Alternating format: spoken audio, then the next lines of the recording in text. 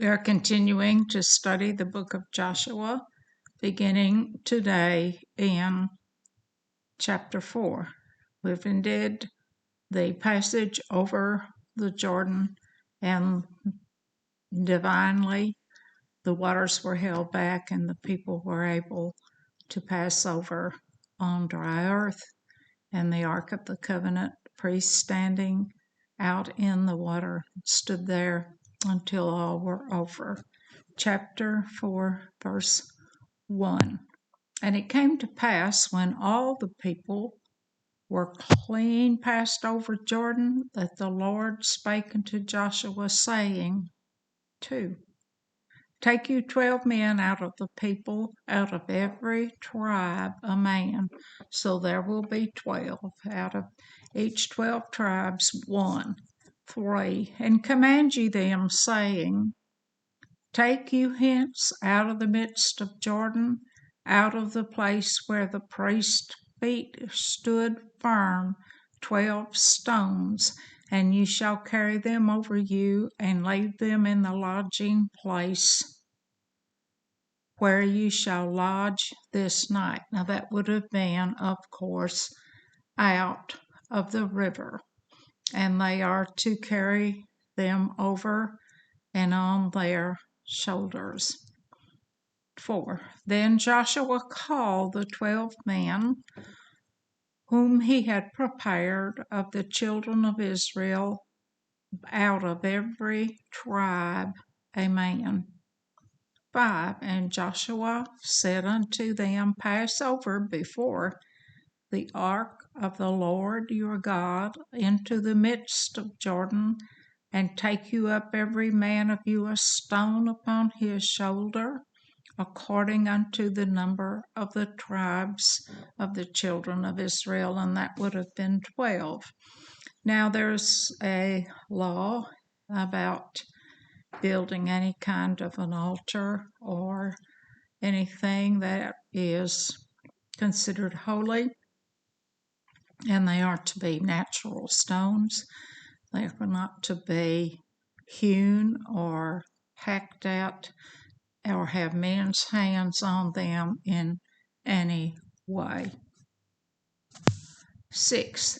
That this may be a sign among you, that when your children ask their fathers in time to come, saying, What mean ye by these stones? So the stones will be a memorial and a way of recounting the story of the passage over Jordan. 7. Then ye shall answer them that the waters of the Jordan were cut off before the ark of the covenant of the Lord. When it passed over Jordan, the waters of Jordan were cut off, and these stones shall be for a memorial unto the children of Israel forever.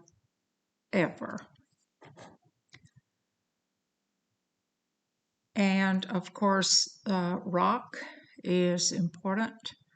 Remember that Satan took the name Tyre, stone, our rock, and our rock is Jesus, and it is an immovable rock. And Peter, whose name is Rock, is a movable rock. Jesus said, Upon this rock I build my church. He meant the immovable rock. And God's ark, God's very present with them, the mercy seat, that ark of the covenant, the waters were cut back. 8. And the children of Israel did so as Joshua commanded, and took up 12 stones out of the midst of the Jordan, as the Lord spake unto Joshua according to the number, and carried them over with them unto the place where they lodged, and laid them down there. 9. And Joshua set up 12 stones in the midst of Jordan, in the place where the feet of the priest which bear the ark of the covenant stood, and they are now there unto this day. And it's where the priest stood until all were over. 10. For the priest which bare the ark stood in the midst of Jordan until everything was finished that the Lord commanded Joshua to speak unto the people, according to all that Moses commanded Joshua. And the people hasted and passed over. Once again, the stones were carried from the river, but they were placed out of the river, but at the place directly across from where the Ark of the Covenant held back the water. 11. And it came to pass, when all of the people were clean passed over, that the ark of the Lord passed over, and the priests in the presence of the people.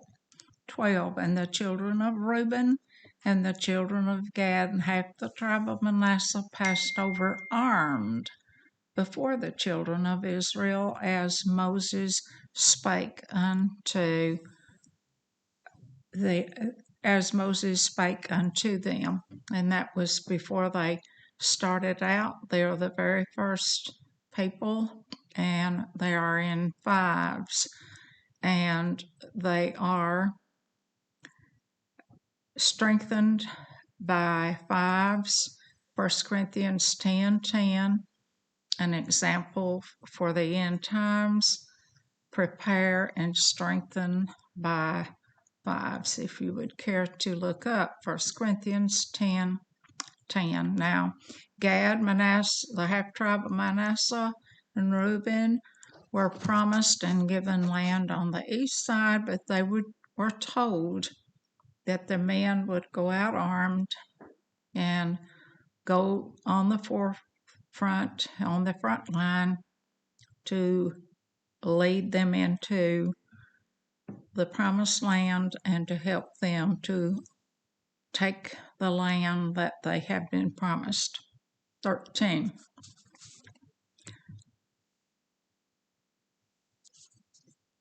And 40,000 prepared for war passed over before the Lord unto battle unto the plains of Jericho. So there were 40,000 of them, 5 abreast.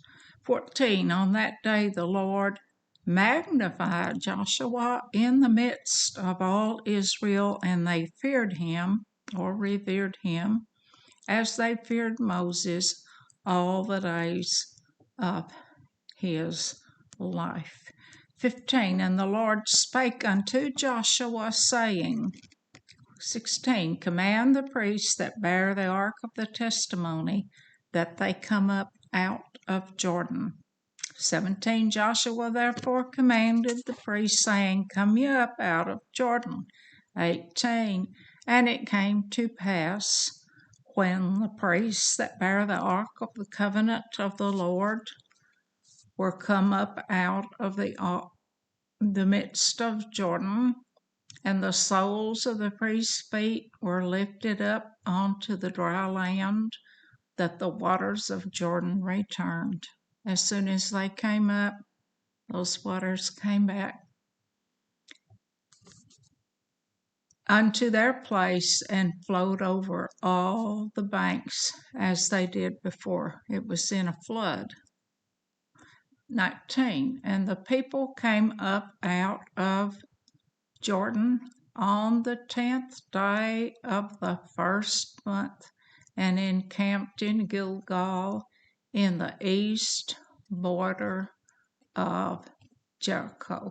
The 10th day of the very first month. And they have come up out of the Jordan, and the Jordan was back in the flood stage that it was in the beginning. So this would have been 10 days after the spring equinox, Exodus 12:3.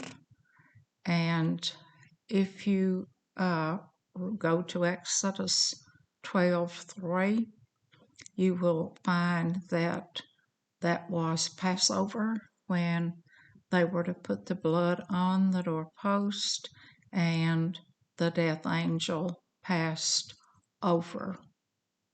And it has been 40 years to the day when this happened here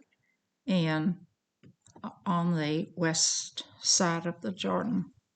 Remember in Kadesh Barnea, when they first were not very many days out, they sent 12 spies in to look, and 8 of them came back and said, oh, they're just giants and there's no way that we could possibly overcome them except for Caleb and Joshua.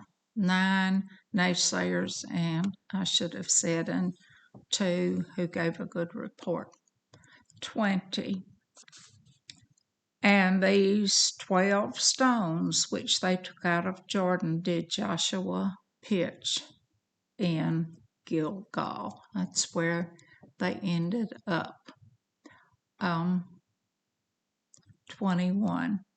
And he spake unto the children of Israel, saying, when your children shall ask their fathers in time to come, saying, what mean ye these stones?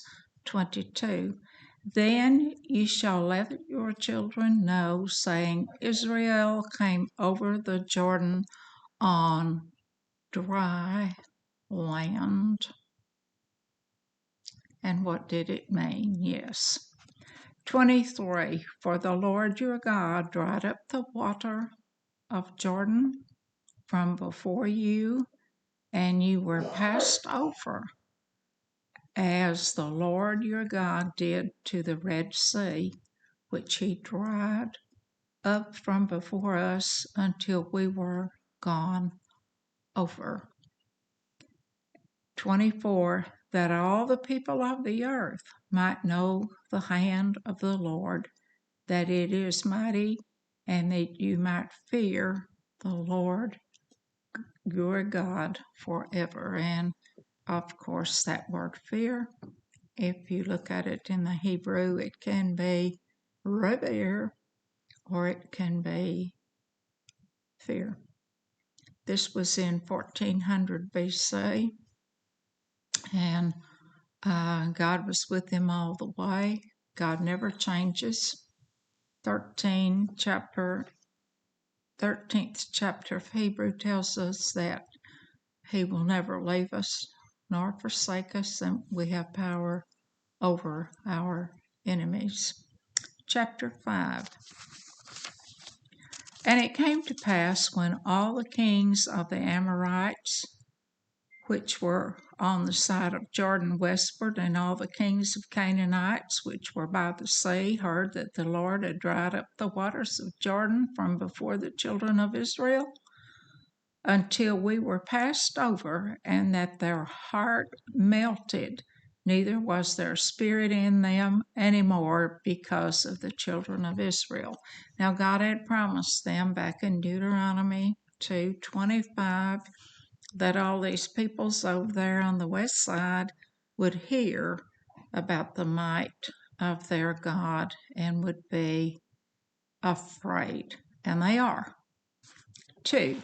At that time the Lord said unto Joshua, make thee sharp knives, and circumcise again the children of Israel the second time.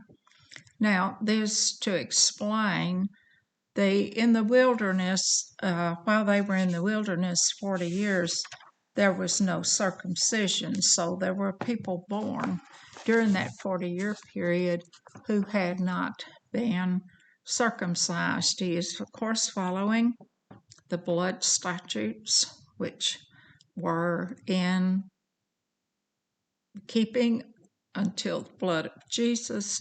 Now, those blood sacrifices to the cross. Paul tells us that today circumcision is of the heart. Okay. 3. And Joshua made sharp knives and circumcised the children of Israel at the hill of the foreskins. 4. And this is the cause why Joshua did circumcise all the people that came out of Egypt that were males, even all the men of war, died in the wilderness on the way. Remember, they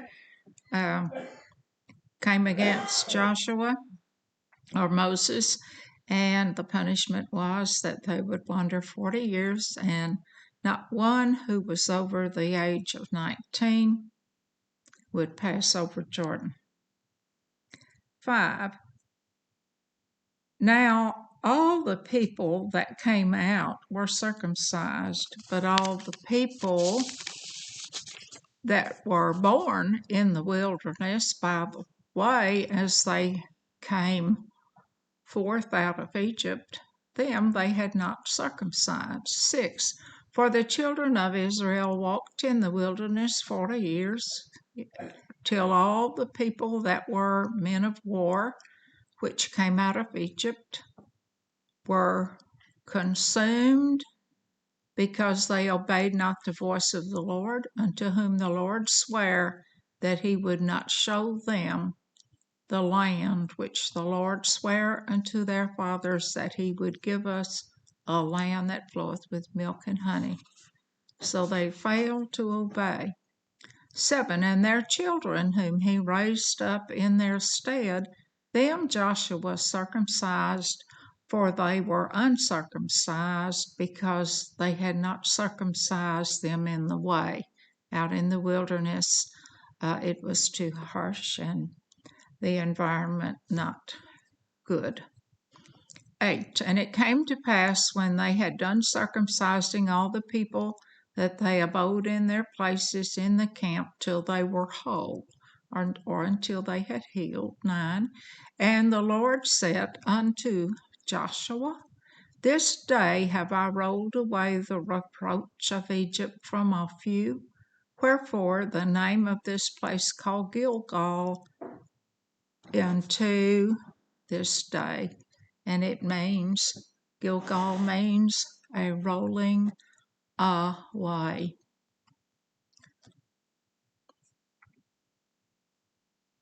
10. And the children of Israel encamped in Gilgal, and kept the Passover on the 14th day of the month, that even in the plains of Jericho. Came over on the 10th, and then on the 14th day they celebrated the Passover. And they did eat of the old corn of the land on the morrow after the Passover, unleavened cakes and parched corn in the selfsame day. So they were able to eat what they found there. 12. And the manna ceased on the morrow after they had eaten of the old corn of the land.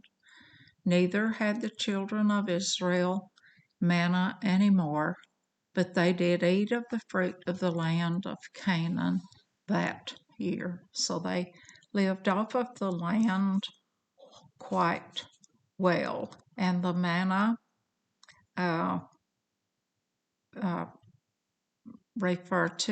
let me refer to Revelation 2:17, when the white stone, who is Christ, and he gives the manna, the food, the spiritual food, and of course it is truth.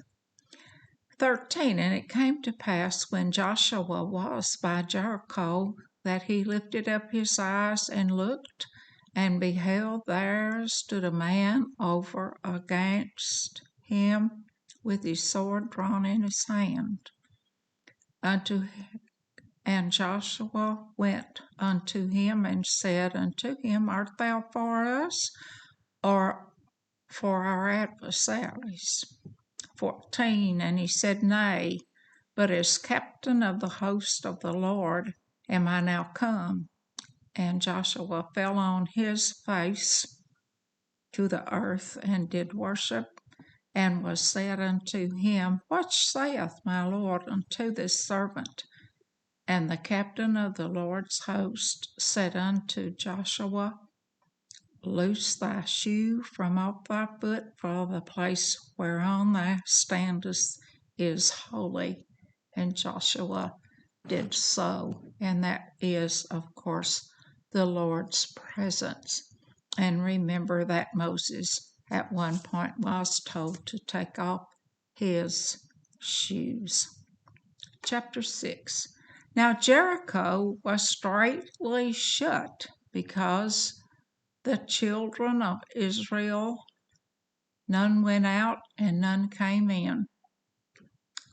No one was going in and out of Jericho. Jericho means a place of fragrance. 2. And the Lord said unto Joshua, See, I have given unto thine hand Jericho, and the king thereof, and the mighty men of valor. 3. And ye shall compass the city, all ye men of war, and go round about the city once.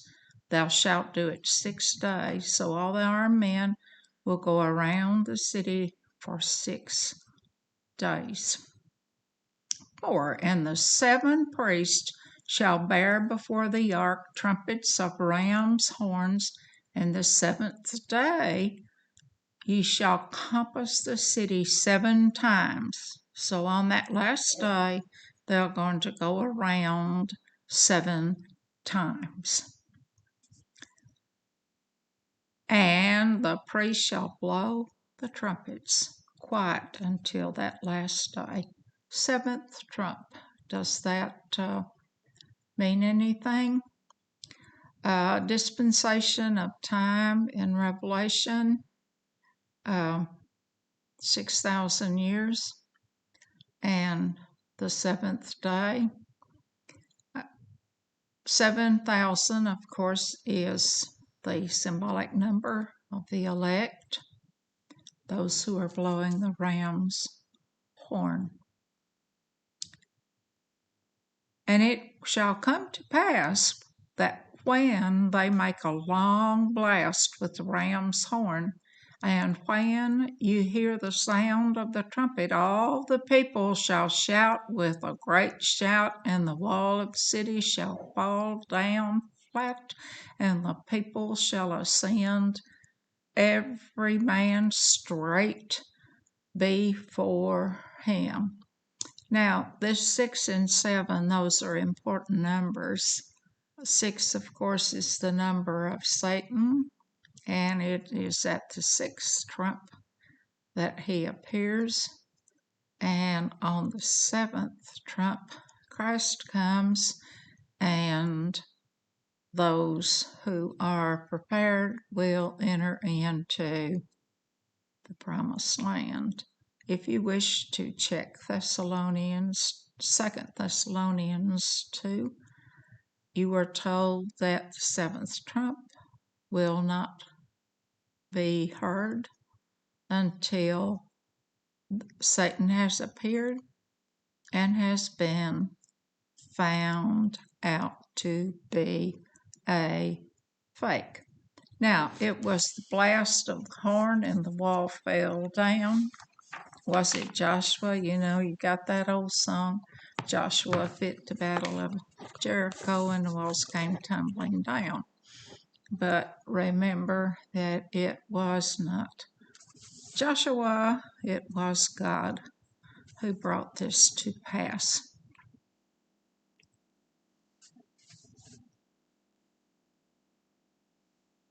6. And Joshua the son of Nun called the priests and said to them, Take the ark of the covenant, and let 7 priests bear 7 trumpets of ram's horns before the ark of the Lord.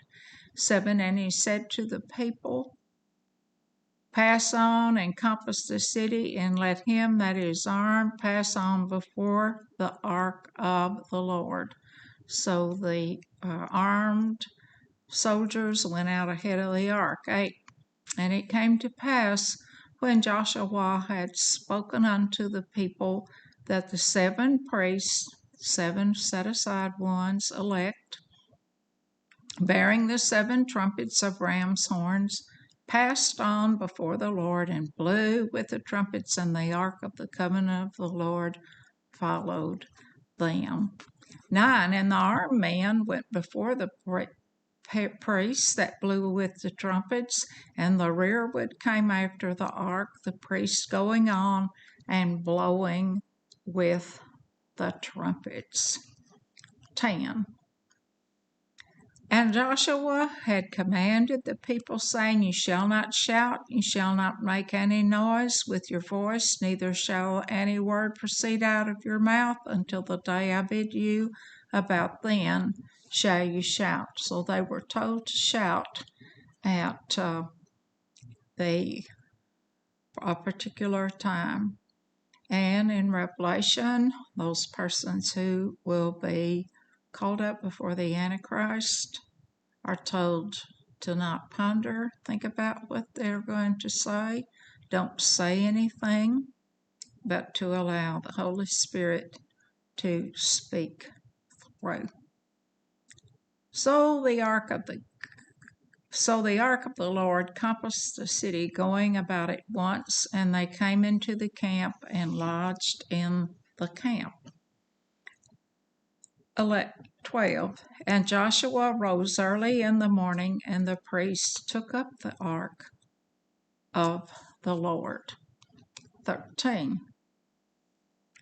And 7 priests bearing 7 trumpets of ram's horns before the ark of the Lord went on continually and blew with the trumpets, and the armed men came after the ark of the Lord, the priests going on and blowing with the trumpets. 14. And the second day they compassed the city once and returned unto camp, and so they did it for 6 days. 6 days once around. 15. And it came to pass on the 7th day that they rose early about the dawning of day and compassed the city after the same manner 7 times. Only on that day they compassed the city 7 times. Exactly what the Lord told them to do. Important to get the point here that obedience was important. 16. And it came to pass at the 7th time, when the priests blew with the trumpets, Joshua said to the people, Shout, for the Lord hath given you the city. 17. And the city shall be accursed, even it and all that are therein, to the Lord. Only Rahab the harlot shall live, and all that are with her in the house, because she hid the messengers that were sent. Now, find out who's in her house, and you will know she was not a harlot. 18. And ye in any wise keep yourselves from the accursed thing, lest you make yourself accursed when you take the accursed thing, and make the camp of Israel a curse and trouble it. So keep yourself away from falseness, and that's a message for us today. Perversion, lies, and leaving God out. And later on in this book, a few chapters up, you're going to see Joshua make a grievous error in listening to lies and failing to follow God and failing to ask God's direction. And ye shall keep in any wise yourselves from the, we did that, 19, but all the silver and the gold and vessels of brass and iron are consecrated unto the Lord. They shall come into the treasury of the Lord. So all the spoils from Jericho go into the treasury and are not kept by individuals. 20. So the people shouted when the priest blew with the trumpets, and it came to pass when the people heard the sound of the trumpet, and the people shouted with a great shout, that the wall fell down flat, so that the people went up into the city, every man straight before him, and they took the city. Now, this is divine intervention. Notice how the wall came down, those stones and mortar and hunks and chunks didn't just fall everywhere. It just sank, just went down, and they walked right in. That defied gravity, really. And they utterly destroyed all that was in the city, both man and woman, young and old, and ox and sheep and ass, with the edge of the sword. Killed everything in there. Why? Because they were told to take it. And these persons needed to be out of the picture. 22. But Joshua had said unto the two men that had spied out the country, Go into the harlot's house, and bring out thence the woman and all she hath, as she sware unto you. 23. And the young men that were spies went in and brought out Rahab and her father who was in her house, her father and her mother and her brethren, and all that she had, and they brought out her kindred and left them without the camp of Israel. That is who lived in Rahab's home, and they had a business. They were making fine linen, and that thread, as you recall, that was put on the window, they became the red thread people, and they are historically the House of Ulster, if you wish to look that up. And Rahab, of course, is an ancestress of Jesus. 24. And they burnt the city with fire, and all that was therein, only the silver and gold and the vessels of brass and iron they put into the treasury of the house of the Lord. 25. And Joshua saved Rahab the harlot alive, and her father's household, and all that she had, and she dwelleth in Israel even unto this day, because she hid the messengers which Joshua sent to spy on Jericho. 26. And Joshua adjured them at that time, saying, Cursed be the man before the Lord that riseth up and buildeth this city Jericho. He shall lay the foundation thereof in his firstborn, and in his youngest son shall he set up the gates of it. So they are told that the city of Jericho, anyone who would attempt to rebuild that city, will be accursed. And the last verse to complete chapter 6. So the Lord was with Joshua, and his fame was noised throughout all the country. Now that's important, because all of those persons, those Canaanites and the Hittites and Jebusites and the others, are going to hear about this. And as we were told in Deuteronomy 2:25, God had planted a fear among these peoples because he made a way for them to hear what had happened. This video is an outreach of the United Methodist Church in Essex, Missouri.